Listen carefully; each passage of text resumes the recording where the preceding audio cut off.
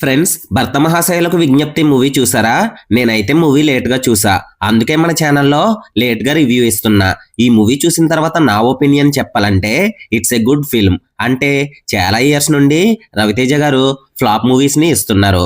అయితే ఈ మూవీ రవితేజ గారికి బెస్ట్ కంబ్యాక్ ఫిల్మ్ అంటే బెస్ట్ కాదు కానీ ఇట్స్ ఎ డీసెంట్ కంబ్యాక్. ఇక ఈ మూవీ స్టోరీ లైన్ విషయానికి వస్తే, ఈ మూవీలో రవితేజ గారి క్యారెక్టర్ పేరు సత్య. ఈయన ఒక వైన్ కంపెనీకి ఓనర్.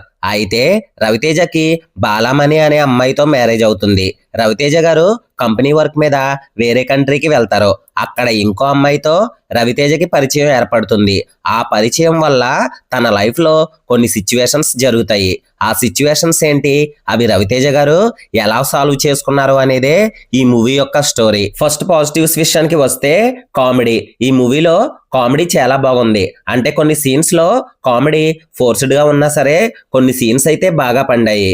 ఈ మూవీలో వెన్నెల కిషోర్, సునీల్ కూడా ఉన్నారు. వాళ్ళ సీన్స్ కూడా చాలా బాగా వర్కౌట్ అయ్యాయి. సాంగ్స్ అండ్ బ్యాక్గ్రౌండ్ మ్యూజిక్ బాగున్నాయి. Ravi Teja acting simply super. Next negatives విషయానికి వస్తే సెకండ్ హాఫ్ చాలా ల్యాగ్ గా ఉంది. కొన్ని చోట్ల చాలా బోరింగ్ గా అనిపిస్తుంది. స్టోరీ లైన్ చూసినప్పుడు మనకి ఇంట్లో ఇల్లాలో వంటింట్లో ప్రియురాలు మూవీ గుర్తుకొస్తుంది.